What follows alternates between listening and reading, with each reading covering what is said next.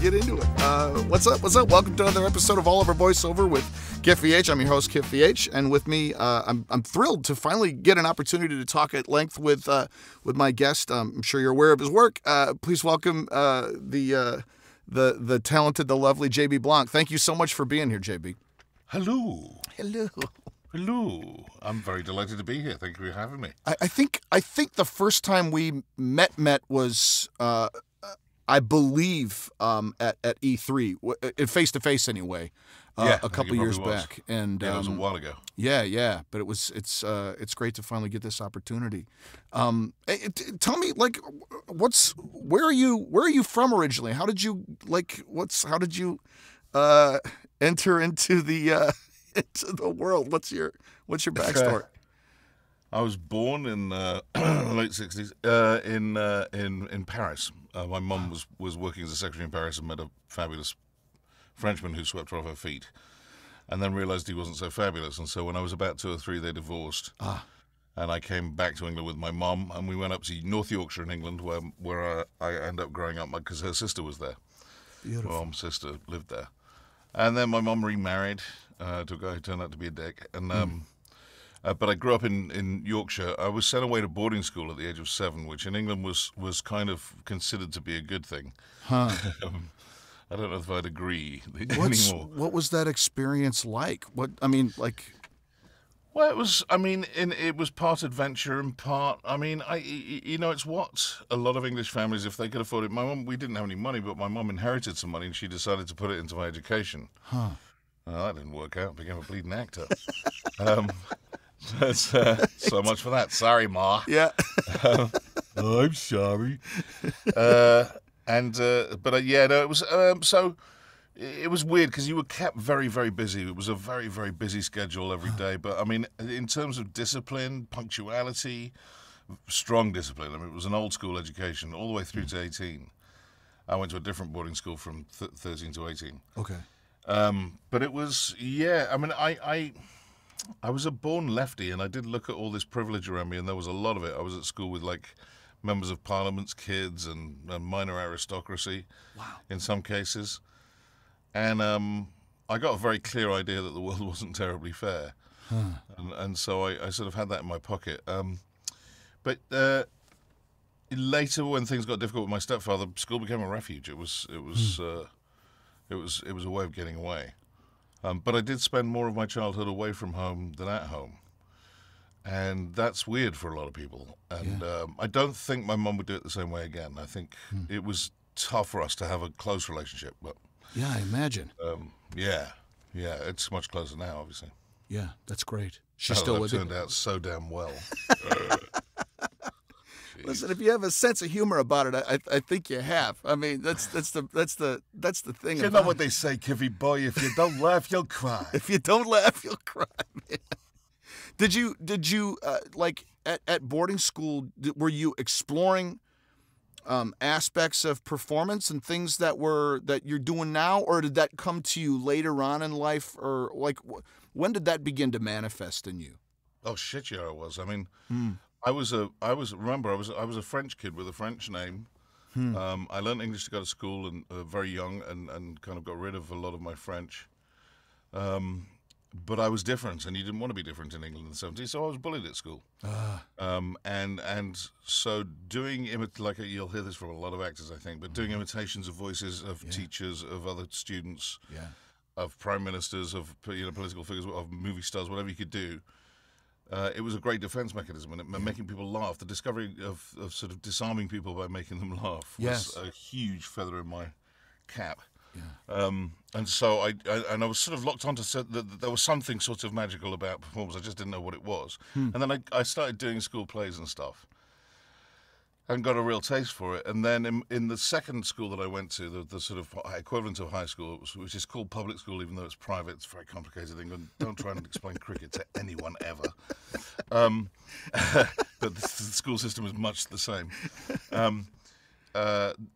Within these sort of private educational establishments, there was these sort of lefty revolutionary English teachers, and they sort of spotted me, and one said, I think you might be, don't quote me on this, but you might be an actor. And I was like, well, What's that? Well, that's someone who does this all the time for a living. Wait, you can do that? You can get away with that? I think I might be in. And he said, look, well, see what you think. Go and do, see if you can get on the National Youth Theatre course, which is an amazing organisation in England. Wow. Used to be patronised by Mr. Connery himself. Ah. Yes. Who I did meet as part of that course. Oh, wow. Yeah. One of the girls in the class said, oh, your chest is so hairy. And is it real? And he leant forward and he said, yes, you can pluck it if you like. So she did. But I did this course, and I auditioned and I got onto this National Youth Theatre course, which was sort of like a 3-week course away from home, residential. So I had to go down to London, and I was 16 or something. And spent 3 weeks in London doing this amazing course, or a month or something. Incredible. Met all manner of different people. I was a little country boy growing up in the middle of nowhere. And so, you know, gay people, people of colour, that was all very new to me. And it was an eye-opener. I think I went to my first gay club as a very comfortably straight man. But it was a lot of fun. I remember that night. Yeah. And then when I asked the guy who was taking the course, was an amazing actor called Douglas Hodge, who actually still works a lot in the UK. I sort of said, so what's drama school like? And he went, well, it's kind of like this. They'll work you hard and, you know, they'll be tough, but it's like this. And I was hooked. Oh. But my parents weren't terribly pro it. And I found that I'd sort of lost all my applications for drama schools, for universities and stuff. I hadn't really pursued it. Yeah. I was an annoying kid. I was the kid that would read the right passage right before the exam and go and get a B. And I scraped through. All my reports were like, he's really smart, but bloody hell, he's idle. I just didn't get it. I didn't want work. I didn't want schoolwork. I didn't like academia. Yeah, yeah. I liked hands-on learning. Yeah. And learning on the stage was great. Yeah. So I sort of went home and after finishing school with tail between my legs, and we just thought we'd call some drama school. I started calling drama schools, and they said, no, we're done for the year, we're done for the year, we're done for the year. And then RADA called back and said, we've got a cancellation on the last day of auditions. Do you want to take it? You've got to be in London in 2 days' time.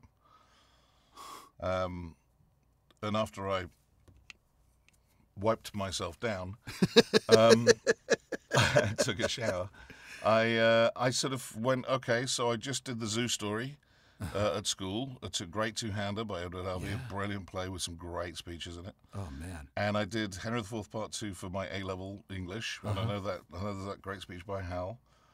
And I was a chorister, and I was singing a lot, and I was trained as a singer, and so I had a bit overblown. An opera aria was my audition piece. Oh, my God. Yeah, Se vuol ballare from the Marriage of Figaro. Fantastic. So you got your contemporary, your classical, and a piece to sing, and you're set. And I just sort of showed up, and then you go through these various processes of, you know, there's a cutoff. There's 2 cutoff points on the first day, and then you go away for 2 weeks to see if whether you're going to get the workshop day. Then you go in and you do the workshop day, and then you wait another 6 weeks to find out whether you got in. Man. And I got in. You know, it was extraordinary, and I was very young, though. I was 18.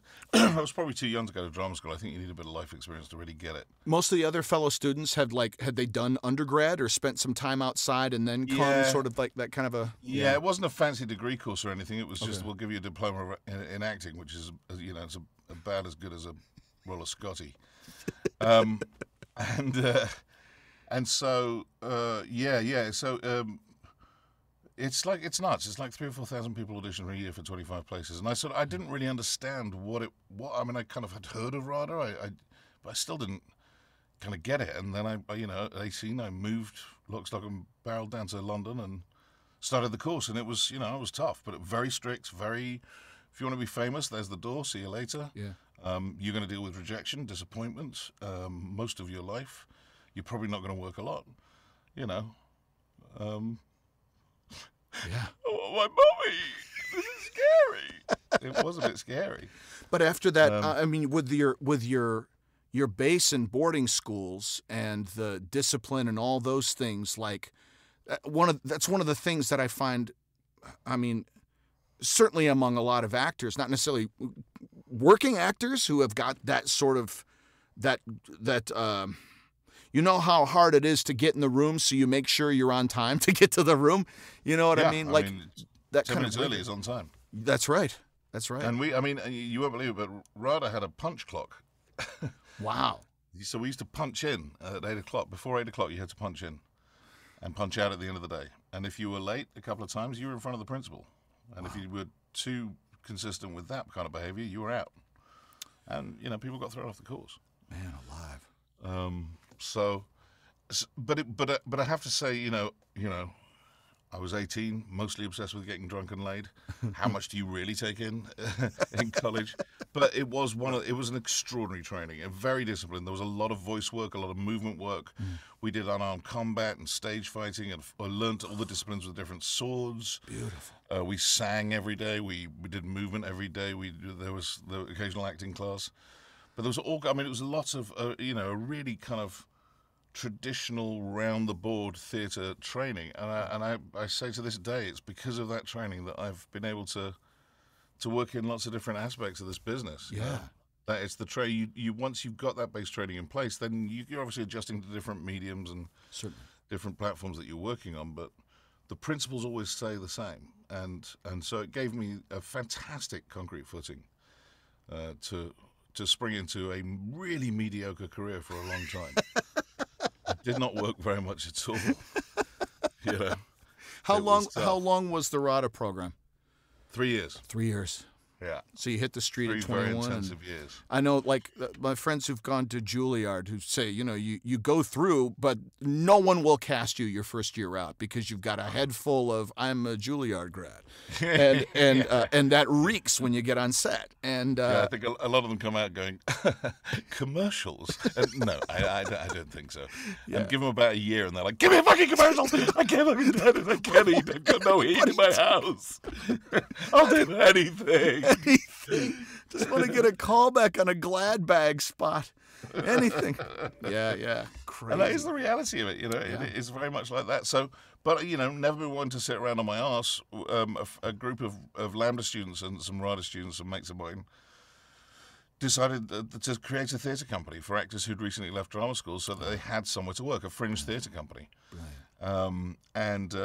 You know, there were a lot. It was the early '90s. There was a lot of recession around. There was a lot of theatres closing. The rep system, as you know, you used to train at a drama school and then go off and do regional theatre for years, and finish your training, and that could have gone. So we set up this company and we begged loads of people for money, people like Emma Thompson and Ken Branagh, and they sent money and they'd help us. We rented a basement in a block of flats in Paddington.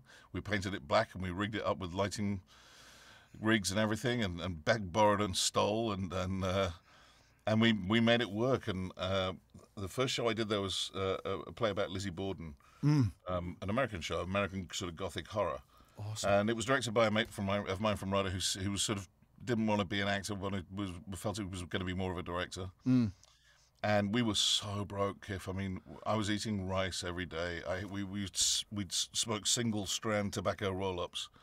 And had literally hobnail boots with holes in them. It was very Dickensian, but very romantic and charming, you know, and very kind of, yes, fighting the arts war. Were you guys... The sort of the upper crust education quickly flew out the window. And I was like, yes, class war. Let's do this, brothers and sisters. Theatre. That's right. And became this militant lefty. Got arrested for protesting against the continued incarceration of Nelson Mandela outside South Africa House, a proud moment in my career. Wow. And this guy who decided he was going to direct did an amazing job as an extraordinary director. He now is the artistic director of the Royal National Theatre. Oh my God. A guy called Rufus Norris. Incredible. Yes. So he did well. He did okay. And so rolled through doing that sort of fringe theatre for a while, and it was collaborative. It was camaraderie. We were all in the same pile of poop, the same broke-ass pile of poop. Yeah. But it was fun devising shows and reviving shows and doing our own thing, and we toured and we got great critical acclaim, and the company was compared at one point to Theatre de Complicité, who are an extraordinary physical theatre company, but we were doing a lot of physical theatre work. Like, what was the nature of the kind of stuff? Like, I know you did like a grab bag of a wide variety, like create original material and all that other kind of stuff. Like, what was sort of the driving artistic vision for the theater specifically? Was there anything that was like just a to guide, just to do do? original, engaging work that captured people. The Lizzie Borden play was very stylized. Their house was very narrow, full of corridors, so we built all these door frames, and we all built them ourselves, and I built them all for the tour too. That was a pain in the ass. They'd all been destroyed after the run. But there were like 14 of them on a relatively small stage space, and they could be used to create all sorts of different shapes on stage. Oh, fantastic. And there was a big discipline of the actors as to which door they went to get through to the bedroom, to the kitchen. So you got the idea of this rabbit warren house. Yeah. It was very stylized. So at one point there was this sort of rhythm that built up with the maid laying the table, someone arranging the doors, someone else doing something else. So that it became this sort of cacophony of sound and then shattered. They all got food poisoning the night before she killed her father and mother. Really? From a fish soup, yeah. So, and they were very, very sick. So there was another cacophonic scene that kind of ended up in everyone throwing up and being violently ill everywhere, and then you'd snap in and out of characters. So at one point I played a doctor, at one point I played. So really just committed role playing and a real experience. A very difficult show technically to pull off.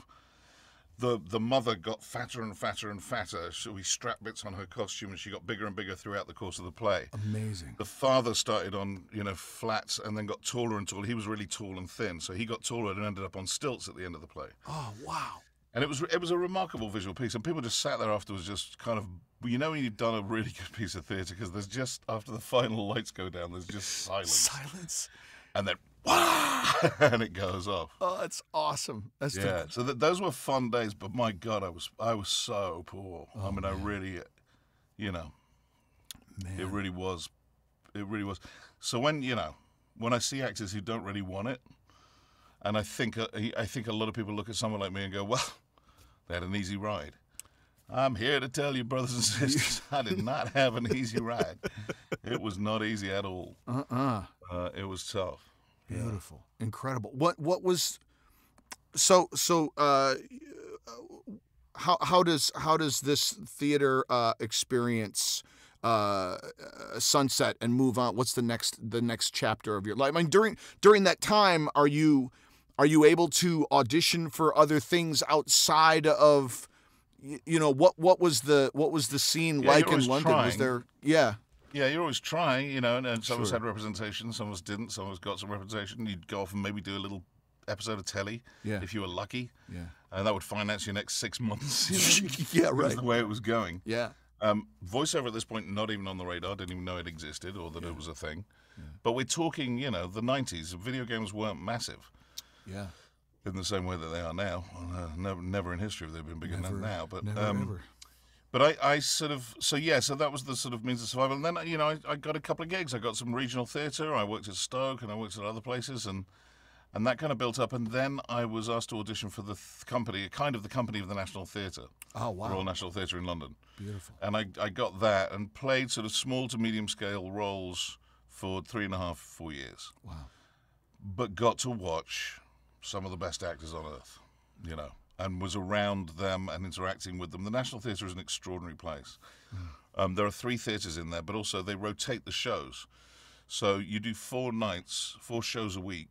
Then they take one set out, put another set in. They do 4 shows. Then your set comes back in. You do 4 shows. Incredible. So that rotating rep structure, and then you can... Yeah. Okay. Within so you got to know, like... National Theatre building. If you're playing multiple, and I imagine you're, slotted into... in a company, you're slotted into a variety of different roles that you're cycling through those shows, and you got to hold all that Sometimes, stuff. yeah. Not everyone. There's some crossover, but at one point... I was performing one show 4 nights a week, another show 4 nights a week, and rehearsing a different one during the day. And that's when you don't really know your ass from your elbow. That's right.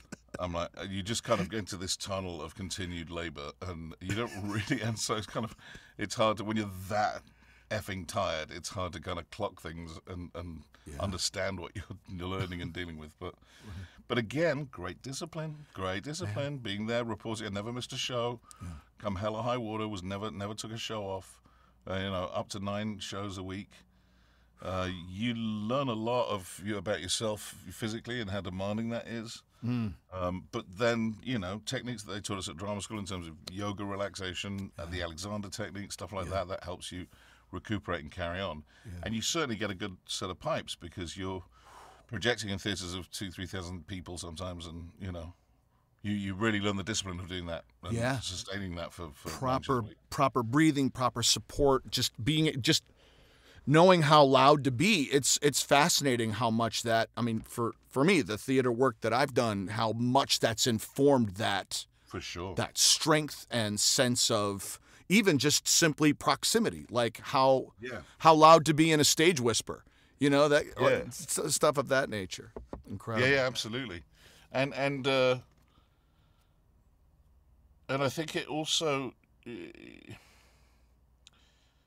can't ill prepare for a role in theatre. You've got to prepare thoroughly, and you get all kinds of luxuries, which is things like the first 4 days you might sit around the table just chewing out every scene and getting every bit of meaning out of the play so that we all understand what the angle is, what story we're telling collaboratively, and then we all go and fit in our places when you start blocking it. And again, at RADA, there was a lot of scene study work. You did a lot of getting inside the nuts and bolts of a piece and a play. And that's to be in very good stead, because I think, now flashing forward as a director, one of the biggest sins I encounter is people just skimming over the text and not getting the meaning out of it, not getting the sort of the juice out of it. You've got to be a detective as an actor, and you've got to dig out that meaning. And it's silly things like, often we'll just read our own character's lines. Read what everyone else says about that character. That's far more informative to you than what that character says, because we don't always say the truth. I do, of course, because I'm a very honest man.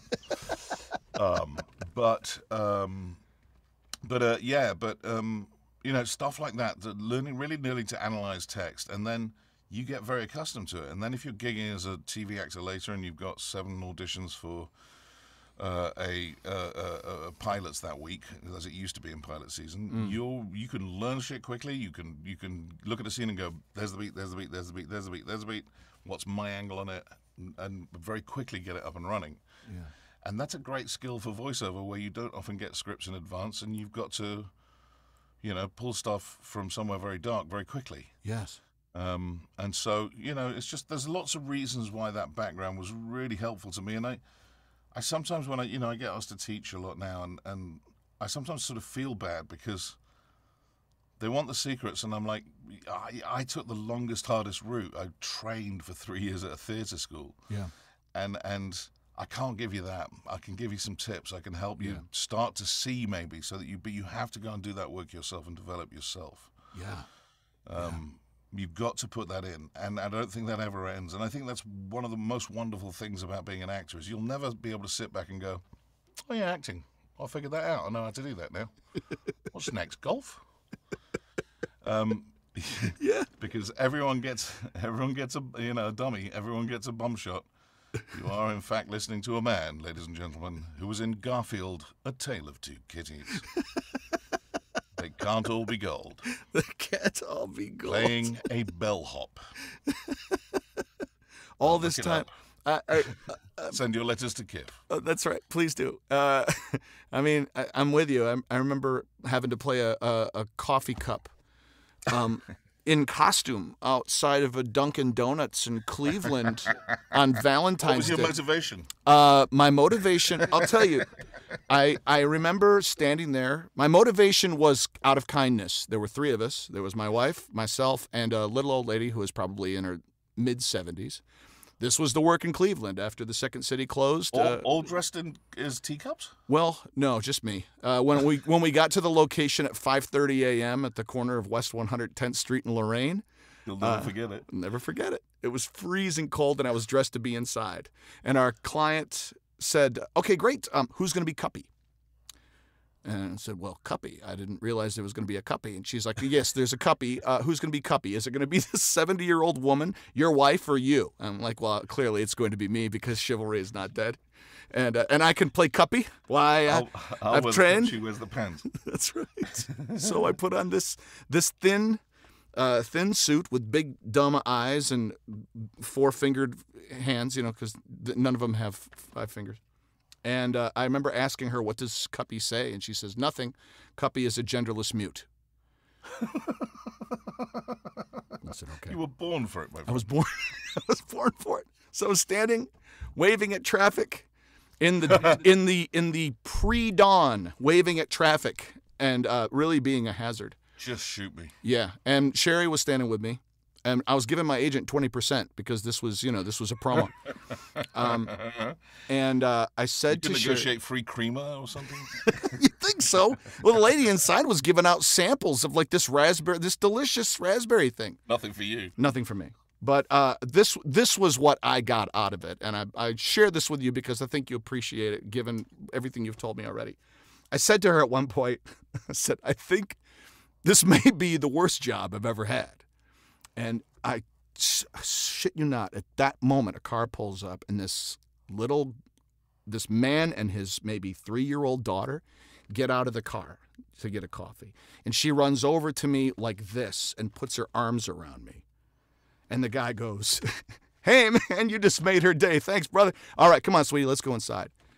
And that was when I realized, and I've never forgotten, that Cuppy wasn't for me.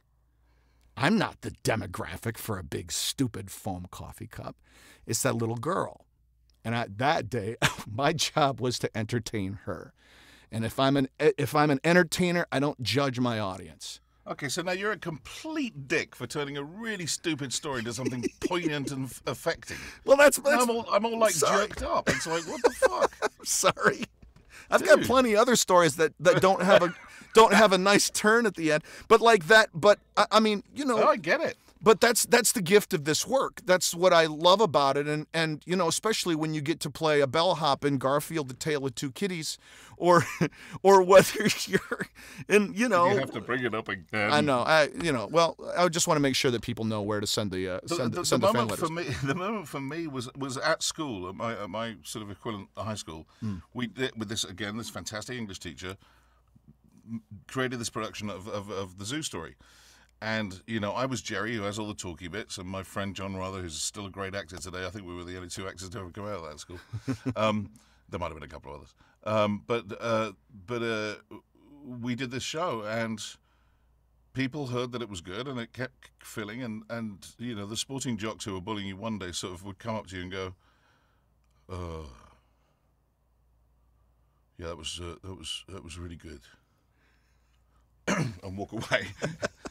And I thought, my God, I'm onto something here, because this is those people are stone cold. Yeah, it's like, if I can affect them, if something I do can affect them, then we're really onto something. This is something that is very powerful, and a very powerful way of telling stories and making people relate to things. Yeah, it's a very poignant story, the Zoo Story, but yeah, but it really got through to them, and I was like, click. It's like your first hit of meth. Yeah. I don't know if you've ever experienced that. A couple times, but you're right. The first one is the best. The last one I had about 4 minutes ago was rough. Mine too, man. Just rotten. Well, on my teeth and the whole thing. It doesn't do it for me as much as it used to. I've gone through so many night guards. It's unreal. But like, I've had terrible trouble getting veneers. You know, I've now got just teeth. I'm just teeth because it's just thick. I can't talk anymore. That's right. My veneers keep coming off, so I just have the sharp points that they left me. I look like Bat Boy. But like, it's funny because it ties back into like that early stuff with the bullies. It's so fascinating to hear your story, JB, because there's so many intersecting points from my own experience as well with bullying and using like comedy and impressions to kind of find a way to just sort of survive. And initially it's to repel and protect until it's like, oh shit, it's the same thing. It's cave drawings compared to what we're doing when we get to do a theater piece and transform and inspire, and you know, and then cut to now where you do, you know, you work for an afternoon and you make a game, and you know, and people put the character that you played on their arm because it resonates in such a powerful way, and you know that there's an aspect of respect that you have for the story, right? Yeah. Like, I mean, it's even more poignant when you go to cons and you know, I have a kid who's high functioning autistic. when you meet kids who, for whom this is their life, their whole way of communicating with their friends, their whole group of friends are arranged around an animation or a game. Yeah. And when these kids walk up to your table and just burst into tears because they can't handle it, that's extremely humbling. We do what we do in a little weird black box, and we don't often sort of get a tangible idea of the results. Mm.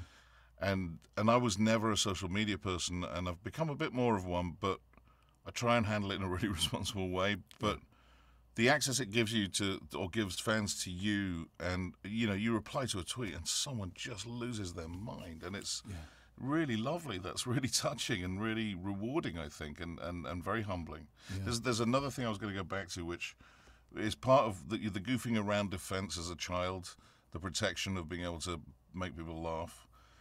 I think there's a truth that a lot of actors probably won't admit, but I'm too old and ugly to care these days.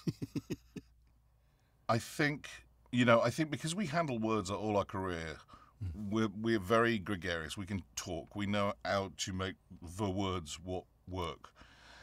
And that can come across as confidence. It's really just good communication skills. And I think that's different from confidence. In my experience, I think a lot of actors didn't like who they were and wanted to be other people. And I know that was very true for me. I just didn't like myself. Neither did anyone else, it seemed. And so characters were a refuge of living a sort of slightly escapist life that meant that I didn't have to be me for a while. That sounds really tragic. I'm with you. But it's just the truth. I'm totally with you. It's the truth of how I felt. And to an extent, I've had some rough times in my adult life, but this has always been a great escape. I don't think it should be therapy. I think it can be therapeutic. Yes.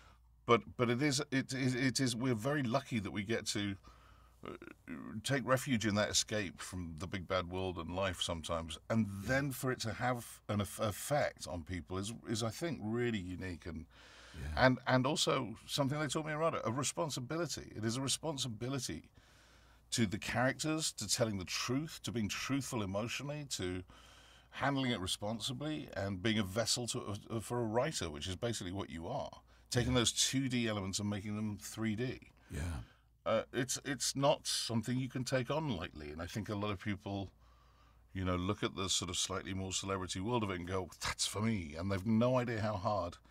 I mean, I've made grown men cry and run from classes when I've told them what's involved in what I do. Yeah. Once they realize, oh, there's work involved? Yeah. Yeah. I think I left something in the oven. They're gone. That's a shame, because the work is really fun. It's the work that attracted me. It's that fascination with getting inside a character. And that can be a Shakespearean role, or it can be, a goofy talking sausage on an animation. Oh my God, I've just had a brilliant idea. So that's so true. That's so true. And it's interesting, coming back to what you said about the characters and that self-opinion, and finding the characters that you embrace or that entertain you or that give you. I had a professor back in college who talked about popular culture being a map of reality, and it helps us figure out what life is outside of ourselves. And some of these characters represented those elements of myself that I wished I possessed, and then modeled it. So it was funny. Sure. My wife was watching Ghostbusters with my daughter while I was working in Australia, and she was like, it was crazy to watch that movie and then realize that you are a combination of Bill Murray and Dan Aykroyd. And I went, that's because that was the movie that taught me how to be a comedian, a grown-up, and all those other things that informed my sense of humor and my empathy and a lot of different things. But it wasn't until I had gotten those pieces from the things that influenced me, Speed Racer, Bugs Bunny, Yogi Bear, Dynamite and Blue Falcon, that made me finally come into this sort of full person. And for me, it happened probably my senior year of high school, where I was kind of like, oh, well, now I don't give a fuck because I finally found the missing pieces.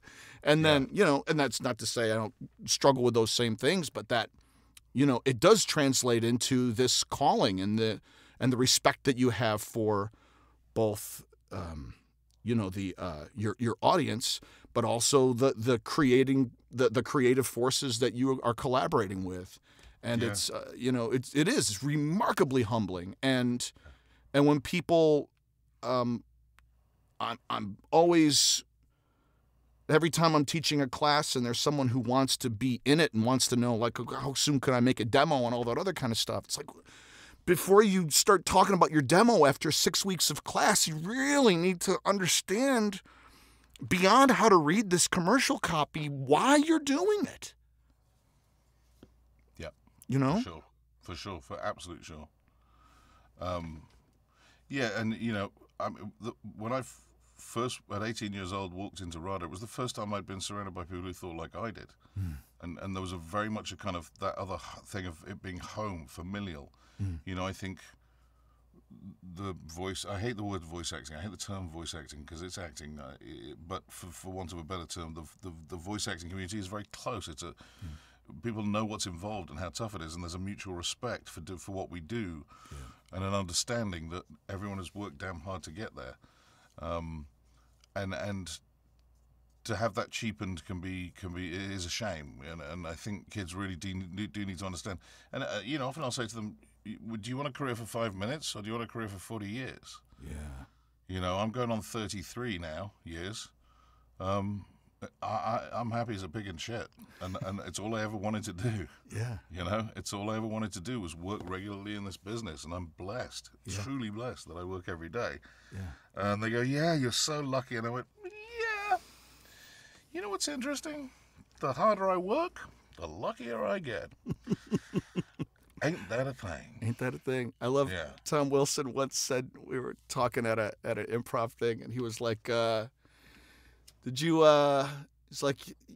he's like, the best advice I could give to anybody is like, you ever hear about the guy, you never hear this, you never hear people say, hey, whatever happened to so-and-so?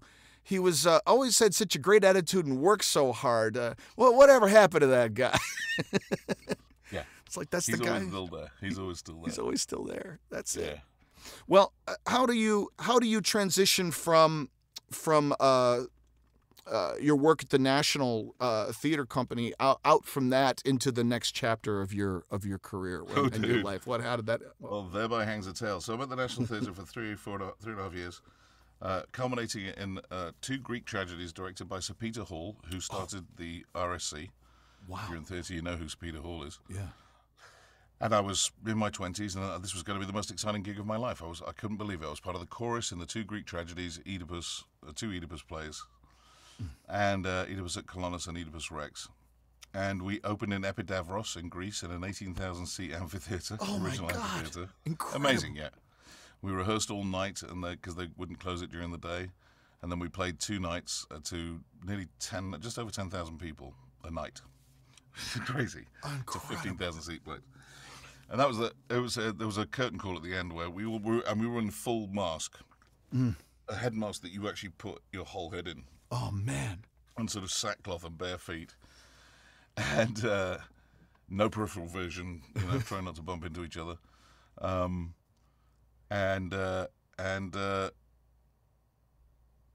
It was, we did those 2 shows, and then we came back and played it at the Olivier Theatre at the National, which is their biggest sort of 3/4 pros or thrust stage. And it just kind of died, and it became very miserable very quickly. It became hard work very quickly. There were a lot of people in the cast who just didn't really care. It was a tough show. One day I had friends come to a matinee, and you don't go to the bar, you have tea front of house, and we're sitting there having tea after the matinee show, and there's 2 ladies from Edinburgh on the table next door, and one of them says, "Did you enjoy that, Muriel?" And the other one went, "Oh no, dear, quite the reverse." A damning review. Oh my God. But I was sort of disillusioned. I'd done a lot of theatre. I still couldn't pay my bills, even though I was working at the National Theatre. Life is expensive in London. Yeah. And I was a bit disillusioned, and I was sort of not really sure where I was going. I was offered another kind of really small-scale part of the National. I just thought, if I don't move on, nothing's going to happen. But then what to? And a friend of mine ran a web design company, and he said, "Listen, I need people. I will give you a salary and a car. Come and work for me." And like a fucking idiot, I said yes. Wow. Sorry, Pete.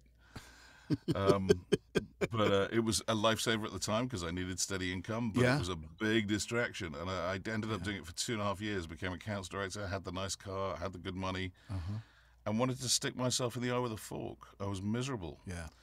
And I came home from the office one day and was just like, what have I done? I've lost all my fire and passion for life, and I'm not doing what I love, and I've let my agents go, I've let all my contacts go, and the phone rang. And I picked it up. Hello? Hi, can I speak to JB? Yeah, speaking. He goes, this is Priscilla John. Do you remember me? Priscilla John is a major casting director in the UK. Oh. And I said, yeah, Priscilla, I remember you. How are you? She goes, I'm good. You still working? Yeah, I am. Yeah. What? Hadn't worked in 2.5 years. Yeah. Why? What's up? She goes, I don't know. Well, there's this movie, The Count of Monte Cristo. The director's coming into town, and I thought there might be some stuff in there for you. Do you want to meet him? And I started crying. I'd been I'll cry now. At my lowest point, suddenly this branch came out for me to grab onto. Yeah. And it was unbelievable. It was just like shit. That doesn't happen to people like me, and doesn't happen to me. Right. And I was suddenly, just when I thought I was out, they dragged me back in. He said in the worst Al Pacino impression that's ever been. Oh, funny, very funny. Oh yeah, that's a really good Al Pacino.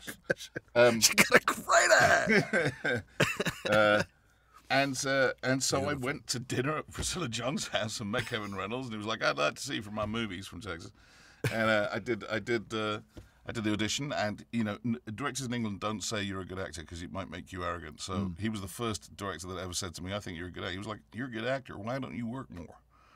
I was like, "Well, I just had terrible luck with representation, I think." And he went, "Yeah, it shouldn't make a difference, but it does. Well, I want you in my movie. I'm not quite sure where yet, but I want you in my movie." And then I think I was sort of up for the Luis Guzman part, and then Luis said yes, for which I shall never, ever forgive him. Never. And he tried to ply me with lunch in his trailer in Santana, but I wasn't buying it. I love Luis. Still say hi to him occasionally. That's awesome. And we shot. I got the movie, and we shot it in Ireland and Malta. I ended up playing Luigi Vampa, and then when that was done, Kevin was like, "You know what? I think you do better in the States. Why don't you come and stay with me for a few days and see what you think?"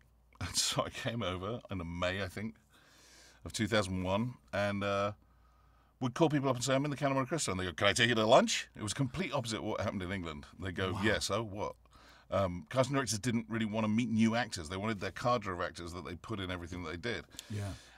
And suddenly I was faced with a town. Very quickly it was made apparent to me that this was a town that was it was a business here. It was a business. You were a business proposition. And still just totally on camera, not thinking anything else. Yeah. But I didn't have any on-camera experience. I only had theatre experience, really. Yeah. And so I'd meet casting directors and they go, "So, theatre, Now it's different. Now they've really got that theatre actors have great training and they're good at whatever medium you put them in. Yeah. But then it was a bit like, oh, I don't really understand theatre. What have you done exactly? If it wasn't, 3 episodes of soap, then.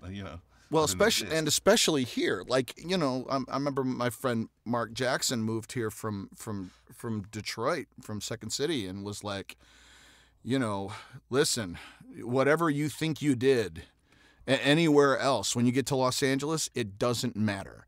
What matters is the skills that are present. But the credits. Said something similar to me. I was talking to a director friend, and I was like, dude, every motherfucker in this town is an actor. Yeah. Every guy flipping burgers, making a drink, pulling beers in a bar.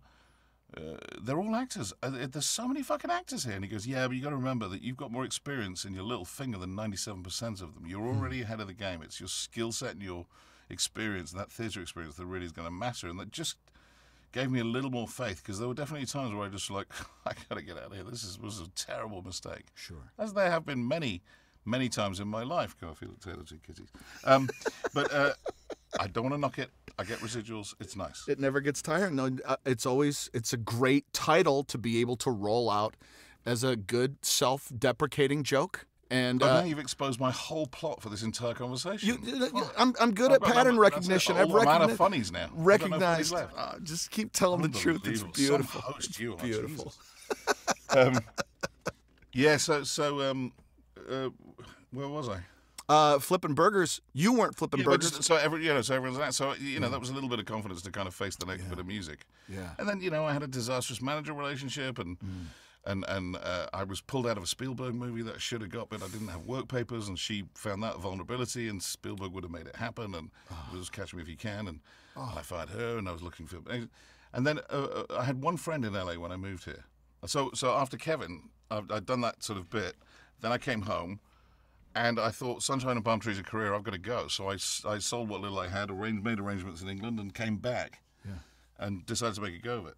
And then went into those struggles that I was just talking about. And then my friend Victoria was doing a voice on a dub of a Japanese anime.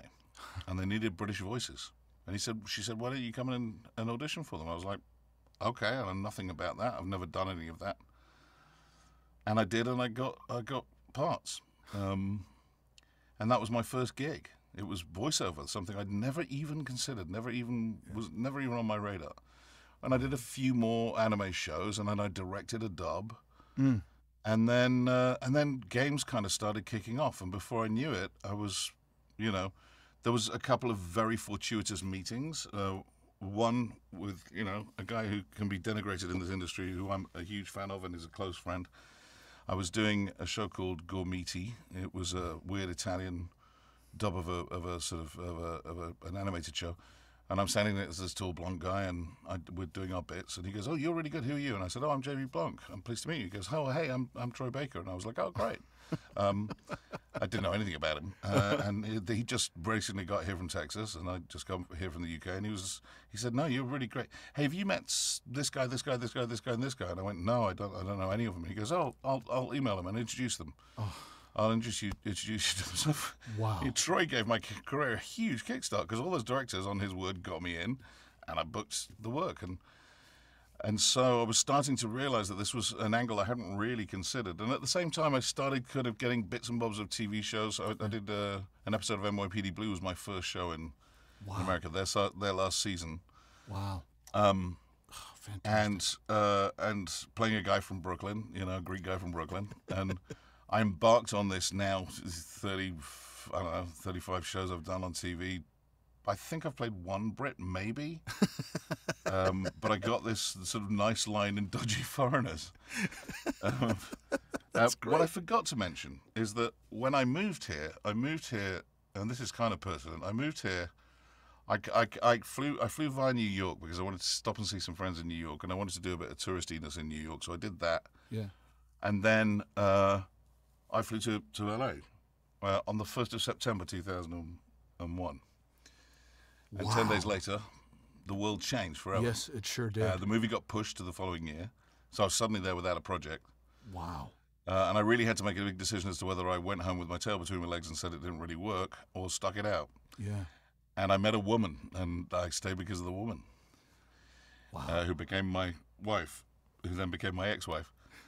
But that's a whole other story for another time. Tune in later. Hey, man, here's to another intersection. The rise and fall of life. That's right. So 9/11, and then the country changed radically, and we were in this Bush era, and so all that was going on as well. But so then I started sort of getting going in games, and that was a whole medium I'd never really considered, and was so much fun to work on, and the people were so great, and the people were so enthusiastic about what they did. I was hooked. Yeah. Oh my God. Being around in this environment as the game sort of renaissance emerges and takes off. I mean, had you been a gamer at all, or you kind of always came to it as more from just bringing your, as an actor, you bring your theater training to and your sort of wares to the booth, whatever that performance space is going to be. Like how did you? How did games sort of at that point manifest in your I don't know if this I'm not going to question this question. I think it's an interesting one. How did games manifest? Is it okay if I question it? Please, yes. Well, listen, before we start questioning, remember, I mean, look, I'm not in Garfield, The Tale of Two Kitties, but. You see that? He flipped it and turned it against See, I flipped it. I mean, to any of you future budding interviewers out there, don't do that. It really pisses the guest off. And now, I was waiting until we both had cried. I was waiting until we had both cried before I started to play that game. But you know what I mean? Like, how did you find the nature of video game performance, and what was your way into cracking that nut? From your experience, like theatre training, how to physically inhabit a character, all that physical work. Yeah. Voiceover is a much more physical enterprise than people realize it is. Yes. And I think, you change yourself physically. If I'm playing Bane and I have to open up my chest and my throat and create that kind of danger, but intelligence as well. Yeah. If a big, whatever goofy character, it's always rooted in character, but being able to sort of understand what a radical change true commitment to character takes in you. Being able to understand that you have to divest yourself of yourself to be someone else. And when you're doing that a lot in theatre, I think you get very quick at it in the booth. And so they can say, you walk in, you don't really know, often you don't even know what you're playing. Yeah. And I go, well, he's this guy like this, he's da-da-da-da-da, and he could be... I mean, Jesus, I played a weird fish creature in All Hail King Julian that vomits mud from his eyeballs called Josh, and only says Josh all the time. But you've had to find a way to committing that to that character 110%. And when you've done that in the theatre, there is no 50% commitment in theatre. You've got to commit 100%. Yes.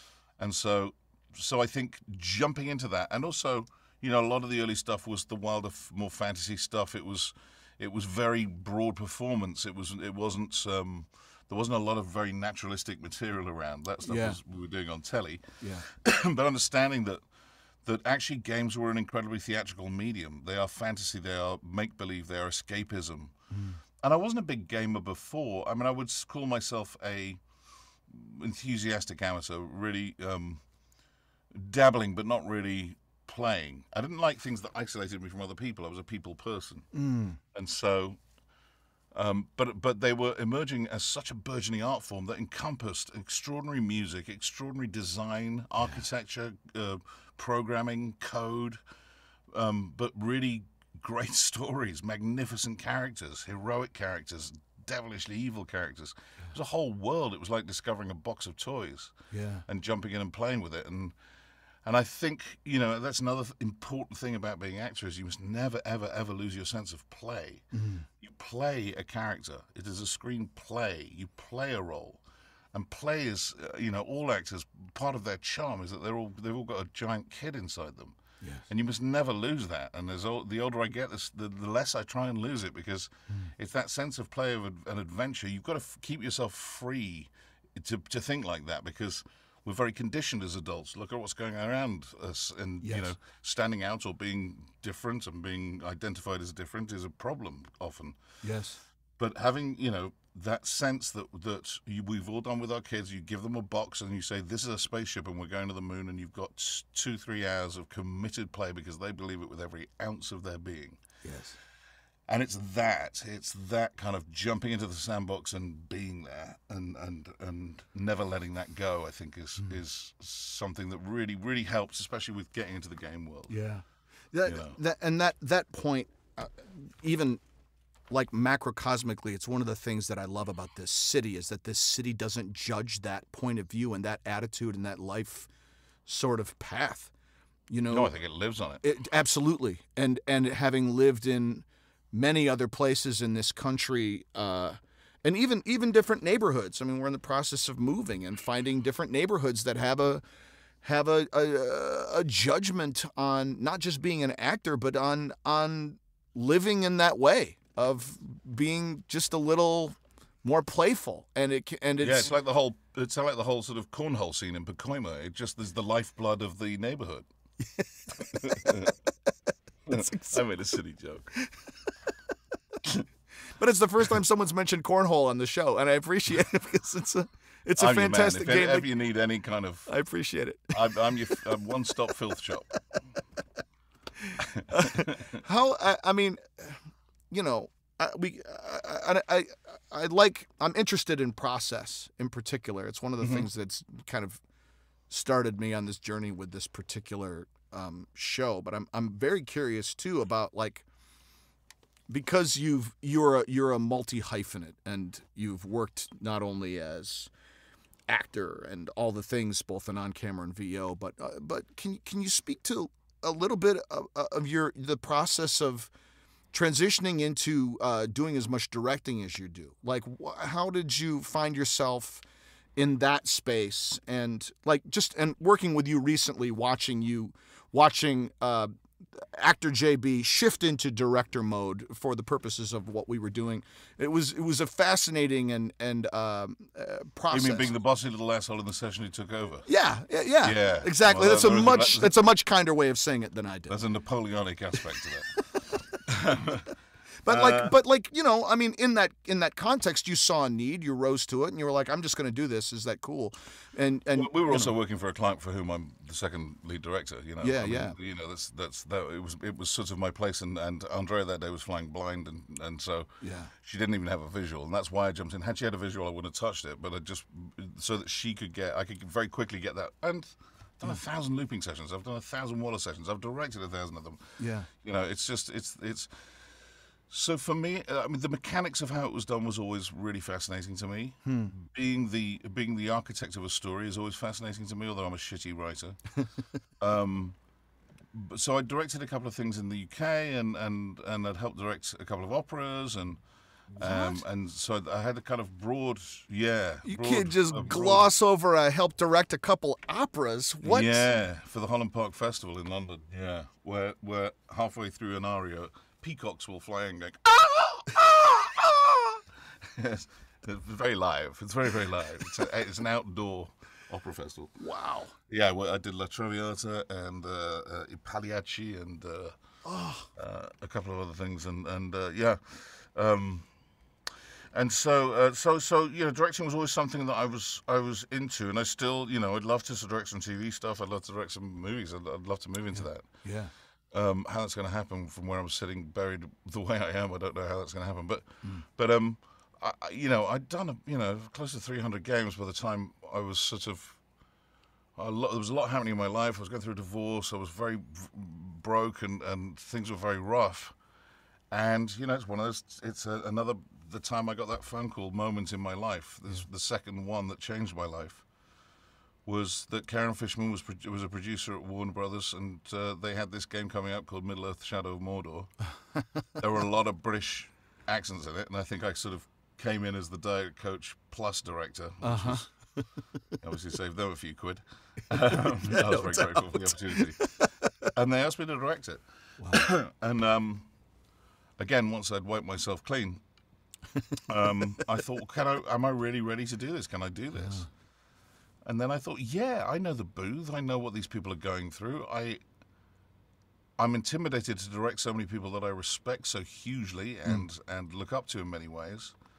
And, you know, the leads in that game were Laura Bailey, Troy Baker, Nolan North. You know, it was like, and then I was like, well, these, because I'd struck up quite a good relationship with these guys, usually ripping the shit out of each other. And I was like, well, what if they don't respect me as a director? And that was a big scare. And to a man, and a woman, they were generous and magnanimous and very understanding if I made mistakes, because you do. Yeah. But it felt right. It fit. It fit like a glove, and I felt I had a sense, and I felt that they trusted me because I'd been in just about every. By that point, I'd been in just about every situation you could be in a booth. Yeah. And so they knew I had their back, and. I think I try to get on with people. I'm interested in the collaborative process, and I think that appealed to the dev teams. Yeah. I also helped actors, I think, feel relaxed. I hope I still do, through humor. You know, the judicious use of humor and the judicious use of being sensitive to the situation, the sort of scenario that you're in, the mood of the actor that you're working with. Yeah.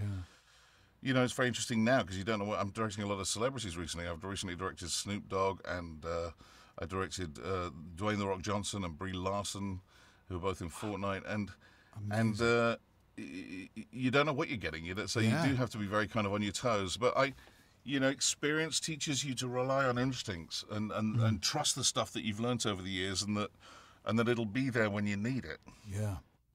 Yeah. So there was a lot of kind of leap of faith about it. But here was the headline news. I didn't fuck it up.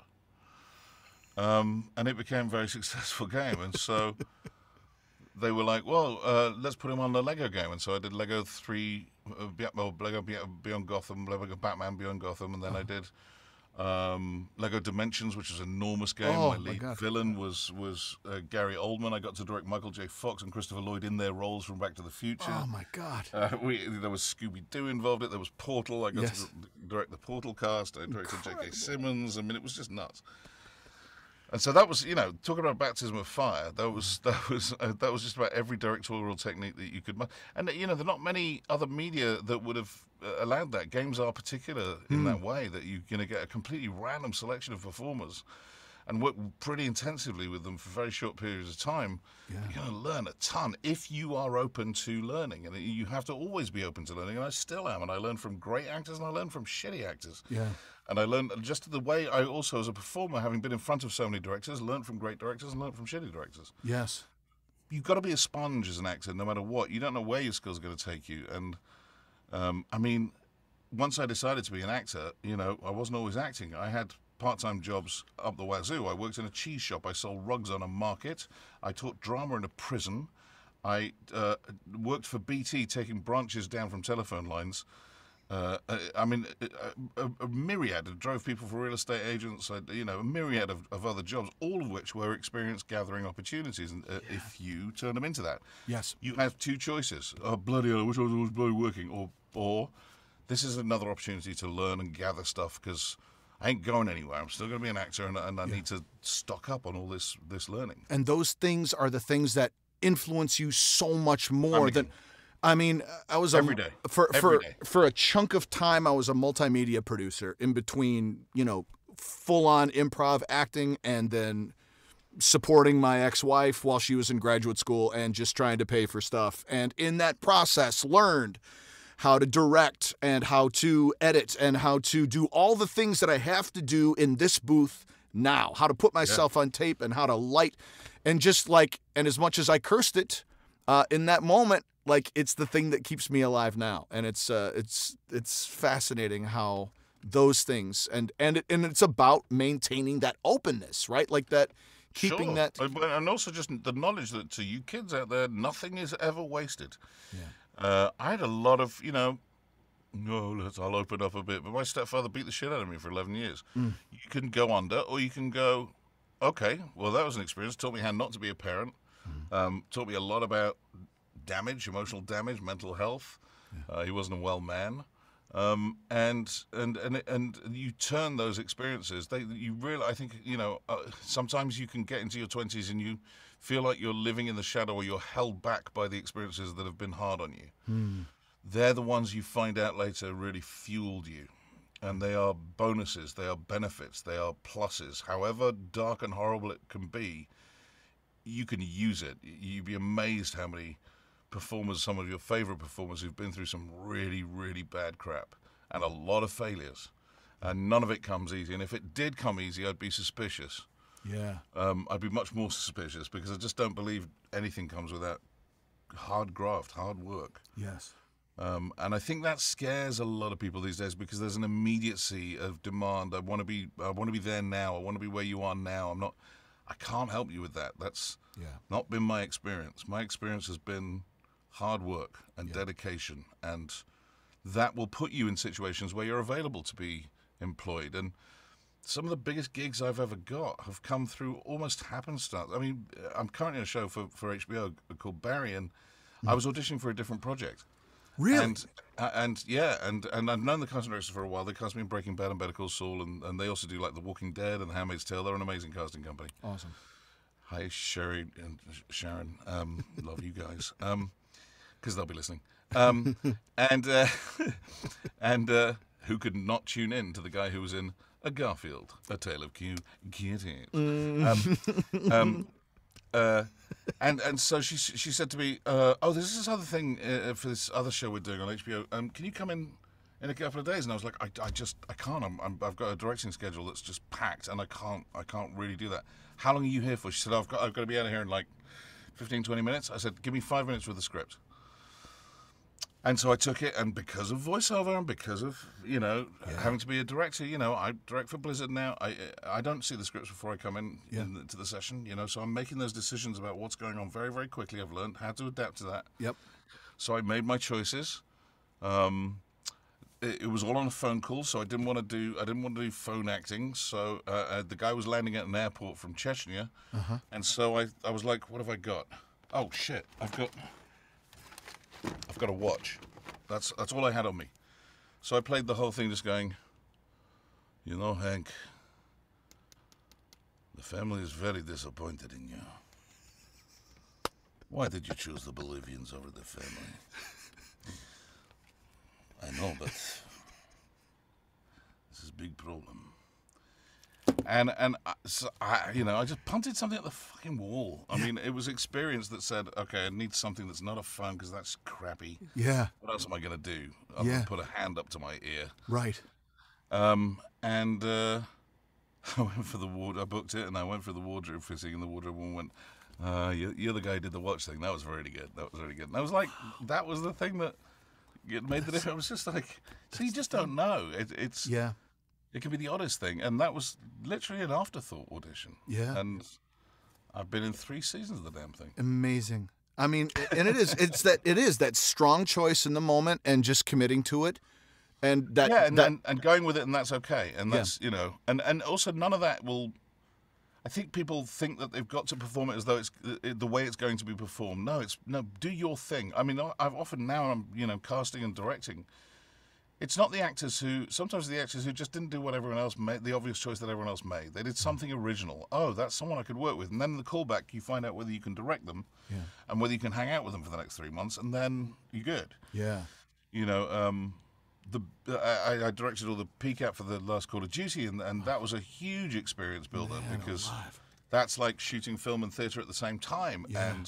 And the casting process, and I was very heavily involved in rewriting the scenes and the casting and the tech side of it as well, which is all of that stuff. So another huge learning opportunity, but all rooted in skills that I developed in drama school and thereafter in theatre.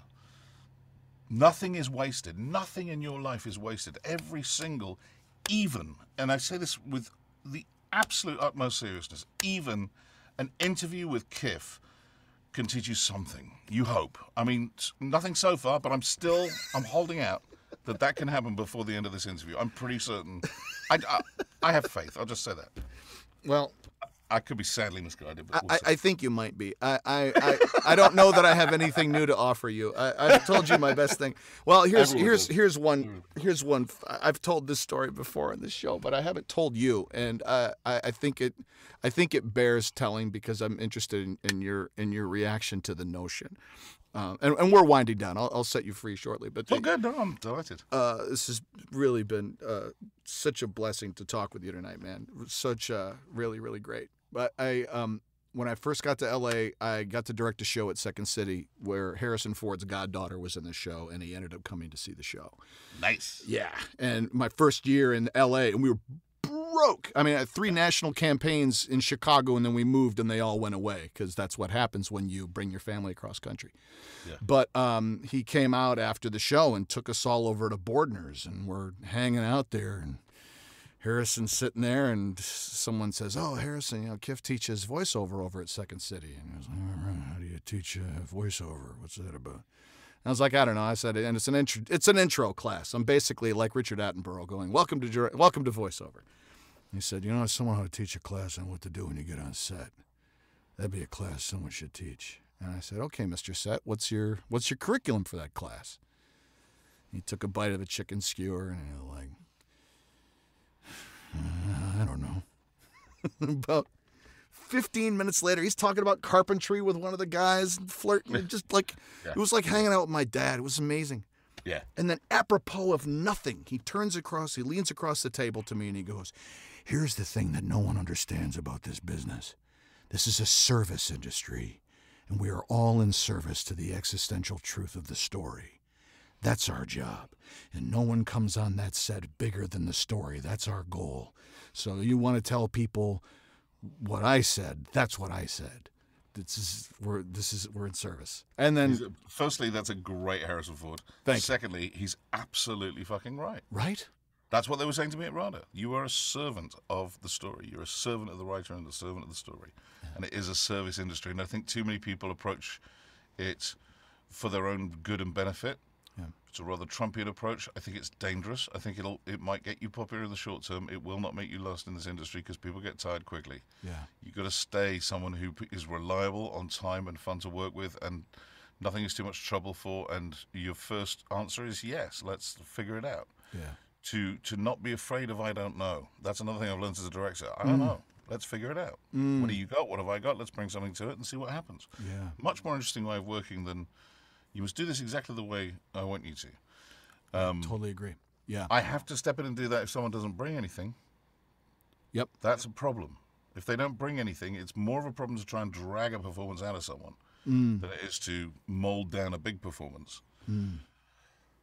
But you've got to have done your homework. You've got to come in guns blazing with all your skills finely honed. That's what the training's about. That's what it's about. It isn't about walking in and putting on a voice. And I think even a lot of the industry thought that before the strike that we had a couple of years ago. Yeah. And the fans showed them otherwise. And we showed them otherwise. And, you know, we're asked to do things that shouldn't humanly be done with a voice. And all of that plays into it. It takes commitment. And you know, it ain't and it never will be digging ditches. And should you stick it out, the work is incredibly rewarding. Yeah. But don't go in there thinking it's going to come easy, because I can guarantee you it ain't. Yeah. Maybe for a gig or two, and then just as your dick is swinging, someone comes and knocks it off. And there goes your dick right across the room. Bouncing across the pavement. And frankly, that's embarrassing. It is embarrassing. Nobody wants you to see didn't have your dick properly attached? No one wants to see that. No one really wants to see that. Secure your dick is my tip. And that goes for the girls, too. No, but seriously, I mean, it is what it's about. And he's absolutely right. And that's you don't hear that very often these days. That's old school. But there's a guy, you know, it was by no means predestined. He was a carpenter, a bloody good one. He was actually known for being a bloody good cabinet maker and carpenter. Yeah, yeah. And then, you know, and who very nearly didn't get Star Wars because he was in the other one. You know, so yeah, yeah. For the grace of God, you know, it's that kind of attitude is what got him there, and not luck. That's right. It doesn't happen just with luck. That's right. Luck helps, but like you said before, it's the more you practice, the luckier you get, and your attitude is the thing that keeps you in the game. And like, not just your I will will this into existence. It's you like you said, you want to be someone that people want to work with, that you want to be.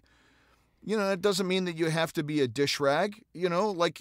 No, you don't have to be right. You don't have to roll and die. No, you can still fight your corner, but you can fight fair. Yeah. You know, you can. And with integrity and with intelligence and with reading. Yeah. There's another thing I think is important that I say to actors in class a lot, which is there is a ton of shit in this business that is designed to make you fail. There is the lack of self-belief. There is, am I too tall? I'm too tall. I'm too fat. I'm too thin. I'm too not there. I'm not confident enough. I was beaten by my parents. I've had bad relations all my life. Everyone's better than me. Why is he working when I shouldn't? I'm jealous of so-and-so. I'm jealous of that. I'm going to stab someone in the back so that I can get the job. I'm not going to tell them about this, that, and the other. I'm going to go behind people's back. It's very dangerous. All that shit is the insecurity of you know, why is my agent not putting me out? Why am I going out more? Why am I doing this? Why am I doing that? It's all bollocks. It's all designed to make you fail. The duty you have and the thing you can control, and people often talk about having a complete lack of control as an actor about your career and your future. I disagree. You have control. You just don't know how to have control. And if you want to reduce it down to its most minimal essence, whatever is on the fucking page in front of you that second, that is what you can control. That's what's important. And character by character by character, audition by audition by audition, that's how you go about it. You slug the path to Mecca. You just put one foot in front of the other, but keep it about the work. Or that other extraneous stuff is the stuff that will guarantee you fail. Because you'll cross the wrong person, or you'll badmouth them in the wrong situation. And don't even try and tell me that these companies don't have blacklists, because they do. And they've, I've seen people get put on them. You have to, in life in general, control what you can control, and the rest of it, just make like Elsa, man. Yeah. Boo, boo, boo, let it go. Let it go. There is stuff that you can control, and it's the quality of what you are putting out. And you concentrate on that and get help with it and do class and figure it out and be the best you can be at all times. At all times. Yeah. Don't bring your shit from the world into the booth with you either. Don't do that. Right. We've all got busy lives. We've all got crazy shit. I'm a single parent of an autistic 17-year-old girl, and I've become the guy who at 12:30 at night is standing in the aisle of the 24-hour CVS wondering where the cotton organic tampons are. That was never supposed to be my life. But that's become my life, and I embrace it. Yeah. I do. I welcome it. Yeah. It makes you better. There's a little insight into the glamour of what I do after I finish directing Snoop Dogg in a session for a video game. It's glamorous all the way here, folks. Come on. Dive in. The water's fine. Dude, this has been a tremendous conversation, my friend. What a joy to get to know you better and to be able to talk tonight. The question that's on everyone's mind is, how can they find Garfield: The Tale of Two Kitties? Is it streaming, or what's the best way to maximize your? Well, I think if Blockbuster still existed, if those bargain bins were still available, then somewhere at the bottom of it, I don't want to be disparaging about the fabulous movie. It's a blast. There's It's a joke, ladies and germs. There's a 4-year-old girl who has it on her DVD set, that her dad's thing, and she's pulling it out tonight for her bedtime story. Well, her dad should beat her soundly and put her to bed without any She needs to raise her bar. How can people interact with you, find you, connect with you on the socials and that kind of stuff? Wait, you don't get fucking Google? Google. No, yeah, I occasionally twat the tweets on Twitter with at the JB Blanc. I think it's the JB Blanc on Insta. And that's probably about as much as I'm prepared to admit. Perfect. Got some cons coming up this year. I'll be at SAC Anime. I'm going to Manchester next week to do a con. I'm going to Glasgow at some point. So I'm around. I float around like a slightly silent fart at a party that no one knows who dealt. That's me. Have you heard Kevin Nealon's story about crop dusting Jack Nicholson at a Hollywood party? I have heard that story. It's absolutely fantastic. Absolutely fantastic. As are you, my friend. Thank you so much for taking this time. What a pleasure to get to know you better as well. We've just sort of passed like ships in the night. We've never really chatted. Yeah. So this was the first time, ladies and gents. Yes, and I mean it's been at the heart of why I've done this show. There were so many wonderful actors. Got absolutely no friends. And I have no friends. And it's the only way anyone will talk to you. That's right.